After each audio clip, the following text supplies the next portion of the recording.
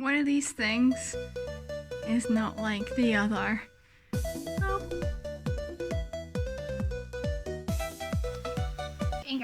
Gengar. Hello, it's Rachel from Miss Daisy's Toy, and we've got Missy here, as well as some Nintendo-based friends. So today's project is capturing a couple of things. First of all, although I love dresses, they are not my day-to-day wear. So I want to add some fun, slightly more geeky inspired bits into my wardrobe. Now where these guys come in is I recently watched Pokemon Concierge, and I think the shirt that the main character wears would be absolutely perfect for the office. It'll also involve a couple of techniques I want to try.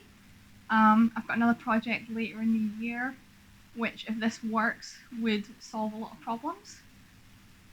So yeah, the plan is we're going to try a new technique.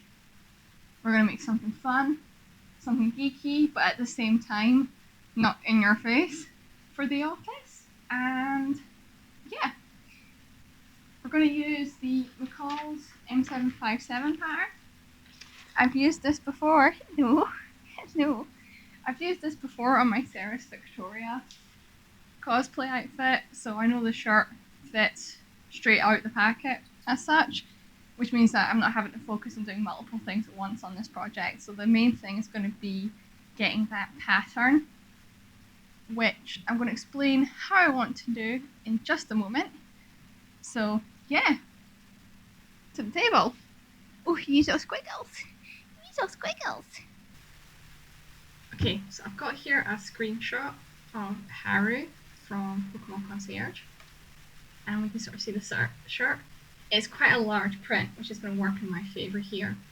We can see there's these little oddities and these little blossoms. So I've managed to find, it's technically like a mobile wallpaper, but I've managed to find a sort of blown up, sort of slightly better resolution picture of the print. So I'm going to use this, trace it out as my sort of starting template, and then the plan is that we're going to sort of transfer it onto some foam board, and from there just kind of wing the whole process. So fingers crossed. I really hope this works out. Like I said, we're aiming for more of a homage. I know I'm not going to be able to replicate this fabric, so we're aiming for sort of a homage. So yeah, wish me luck.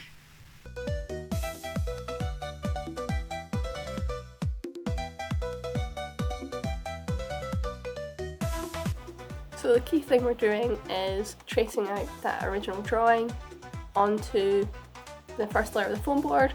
It didn't trace through very well, but I sort of managed in the end.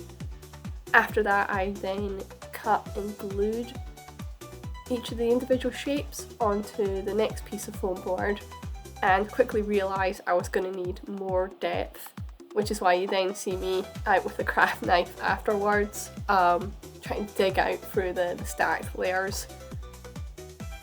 So that was a good lesson learned for next time I try this.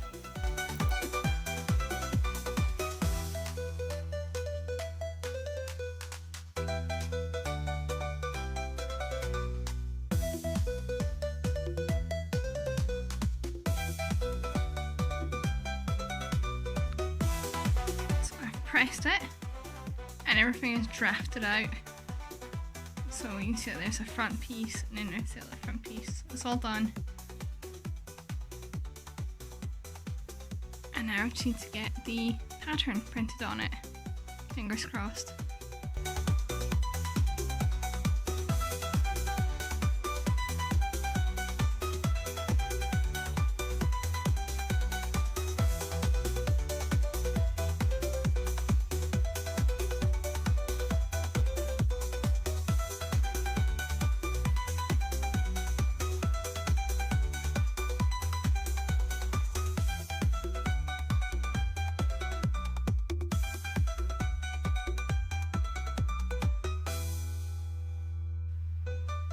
So I've got them on the guest bed drying.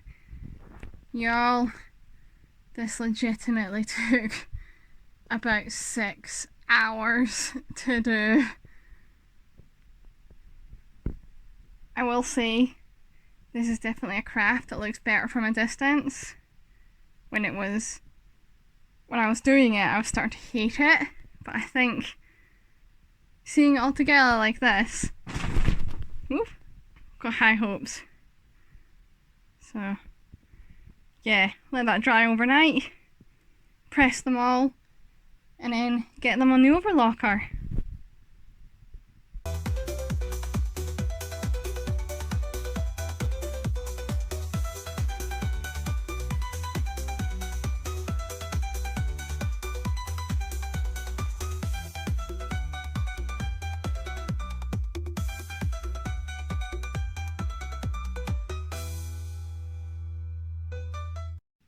That's everything overlocked, and that's the sort of first look at how it's going to look all together. Obviously nothing is actually sewn yet. I think I'm going to start off with doing like the little eyes on it, and I'll see about bringing in more detail from there, just to make them a little bit more obvious as Pokemon. But yeah, I'm really pleased with it so far. And I've managed to get my V's working on the front with those blues, so it looks a little bit more ordered. But yeah, really pleased with it. So in the end, I decided to just outline the individual Pokemon. It wasn't as cartoony looking as it would be with the eyes, so I think this was a great choice in the end. It really helps pick out the Oddish and the Blossom without making it look too obvious what it is. And then onto the sewing. Like I said, I've made this shirt before, so assembly was pretty quick. So I've done off camera some hand stitching, so that's the inside yoke stitched down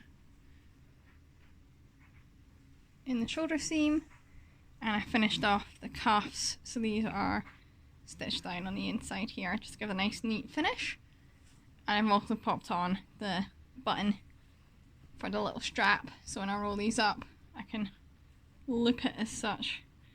So yeah, it's just getting the sleeves in and then getting my collar on, and we are done. Well, placket, buttons.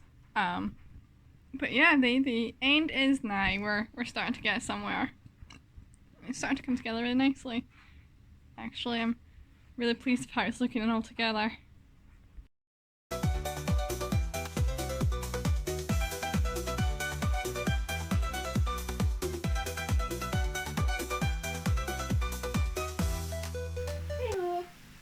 So that's the shirt done, and I'm really pleased with it. Actually, I like the colours, the texture of the way it's printed. The outlines were definitely the right idea. I think it makes it look more like an Oddish and Blossom, as opposed to just random shapes. I think it sort of helps pull it slightly more together. I'm glad I left off the eyes and just sort of kept it more an impression rather than cartoony. So, learning.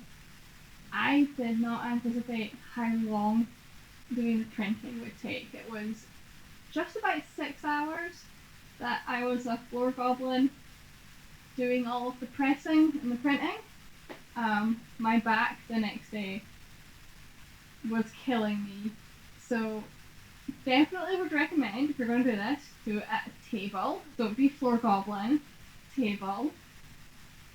And give yourself lots of time. The outlining wasn't too bad. I was at a table though, so I don't know if that was why I was quite fast at getting that done. It'd be interesting, I think, to compare times on that. The placements worked really well. I love the Blossom and the Oddish on the collar.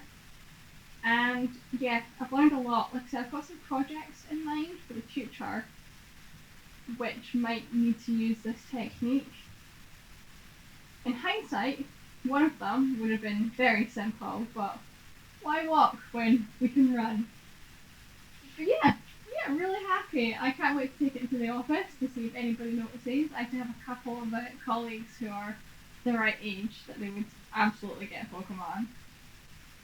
And yeah, I think this will actually get a lot of wear. I know it's really loud, but I kind of like loud. So I'm really pleased with it. Would absolutely do it again with lessons learned. And look forward to more printing in the future. Actually, I do think my current plan is going to go ahead in a future project, but you won't be seeing that till late summer.